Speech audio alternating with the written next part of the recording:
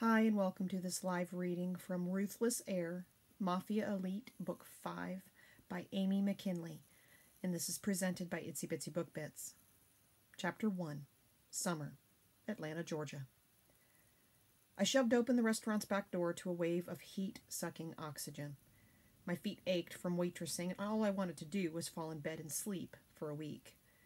I'd spent too many hours slaving away for yet another double shift. Wispy hairs that escaped my ponytail stirred in a breeze sent straight from hell. The spidery strands stuck to my clammy skin. The heavy door slammed behind me, and I stepped into the alleyway, turning left to head home on foot. I hoped the apartment was empty. I couldn't deal with anything but silence and a date with my pillow. My roommate, Laura Lee, was back with her craptastic on-again, off-again mob boyfriend since he was in town on business.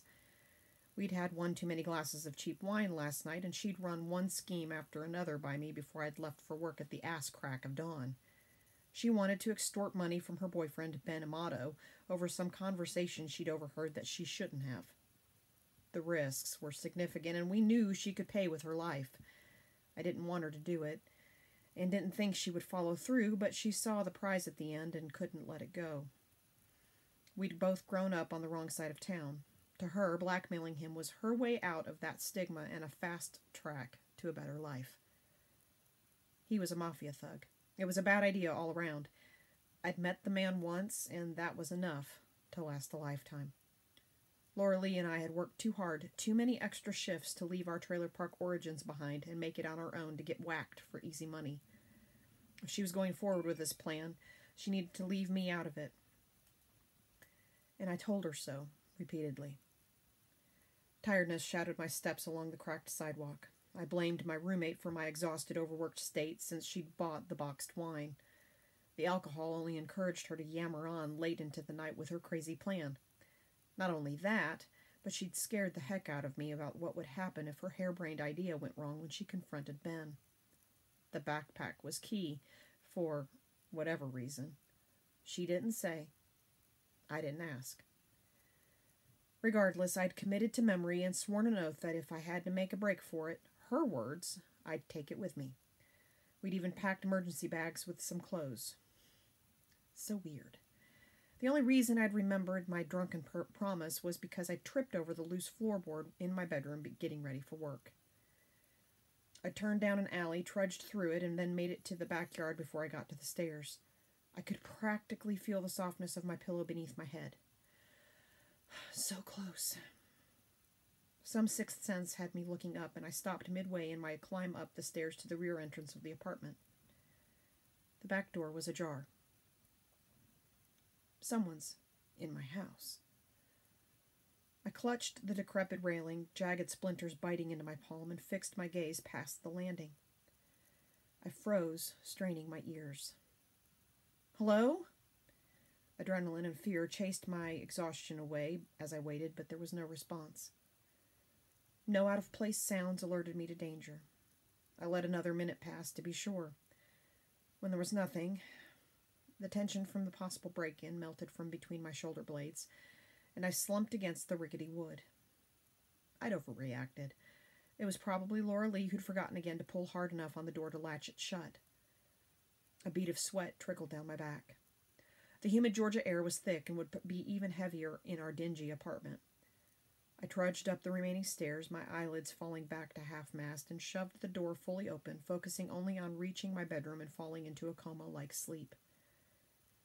My toe caught on something, and I lurched forward, stumbling over the kitchen's time-worn linoleum floor, banging my leg into our garage sales space special table.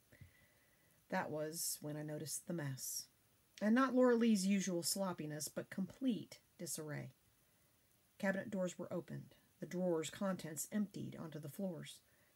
The stove was virtually clean, but for that damn pan of hardened pasta from Laura Lee's dinner the night before. She'd sworn she would clean it up, but hadn't. There was no way that she made that mess. I mean, she was a certified slob, but our apartment had been tossed. Fear crawled up my spine. I had been correct. Someone was inside. I pulled at my hair and vowed to get myself together. I had to get out of there. A floorboard creaked, and I tensed to run just as Ben Amato rounded the corner from the living room into the kitchen. What are you doing here?" I shrieked. Surprise held me immobile. "Where's Laura Lee?" Had they fought? A slow, malicious smile curved Ben's thin lips as he closed the distance between us. His hand shot out, his palm spanning the width of my neck. I squeaked in shock as his fingers tightened, limiting my air supply. My hands flew to where he held me. I tried to pry his meaty fingers free, digging my nails in for purchase. He observed me as if I was an insignificant bug, one he wanted to crush under his shoe. "Summer," he pulled me closer. "This is going to be fun.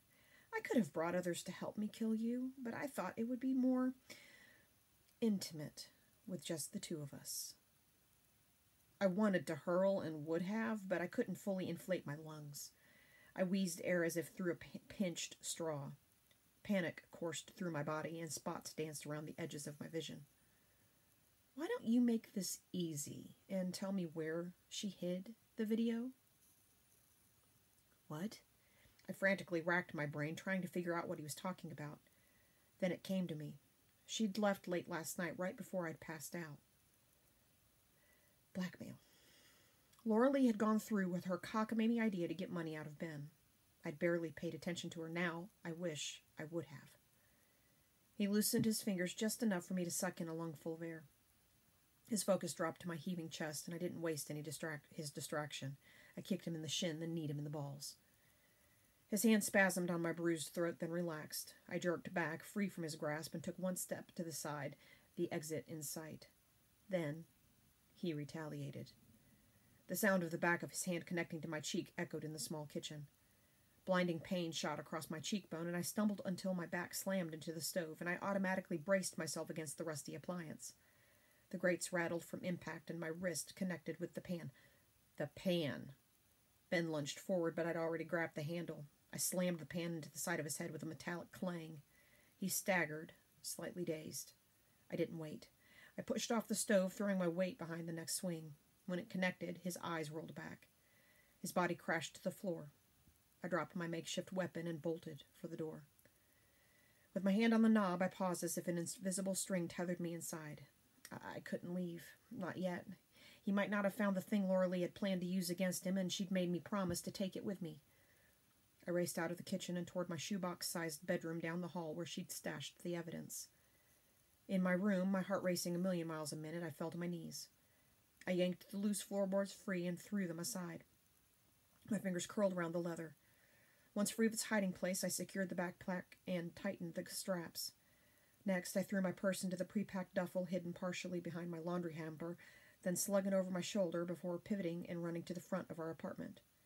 No way was I going out the back where Ben was sprawled over the linoleum floor, blocking the path to the rear exit. Hope bloomed in my chest when I saw the front door. I was going to make it. I twisted the doorknob, then pulled. No one stood there. I could practically taste freedom as I raced along the covered outdoor corridor, then flew down the rickety stairs, jumping over the last few. I landed with a jarring thud on the cement sidewalk. I had to put distance between us. My feet slapped against the gravel that lined the alleyway behind our rundown apartment. Air sawed in and out of my lungs, my neck burning the entire time. Tears leaked from the corners of my eyes as the horror set in. Adrenaline propelled me, holding the shock at bay.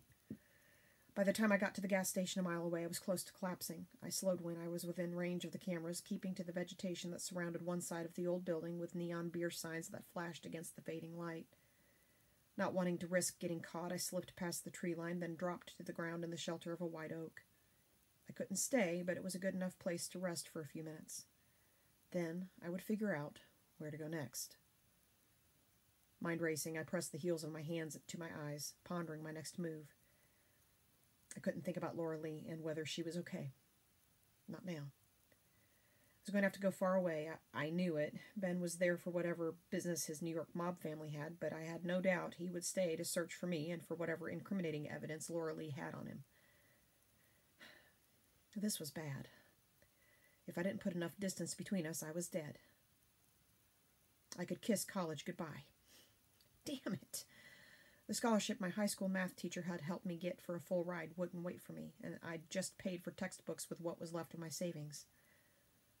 I was almost broke. The degree was supposed to help me with a career, a future, an escape from poverty. A few more tears rolled down my cheeks, and I hugged my arms tighter around my body. Who will help me? Then it came to me. Allison, the old lady who lived in the trailer park I'd grown up in, already had. If I could find the name and number that she'd given me for her sister, then I had a way to get a job out of state, far from where Ben would continue to look. I yanked my purse out of the duffel I'd stashed then dug through the meager contents. Somehow Allison had known I might need help. My fingers brushed against a soft slip of paper she'd given me. On it, Allison had written the name of her sister Tracy, who owned a temp business in California. I couldn't stay in Georgia. Ben would find me and finish what he'd started. I had to leave, and that piece of paper was my ticket out.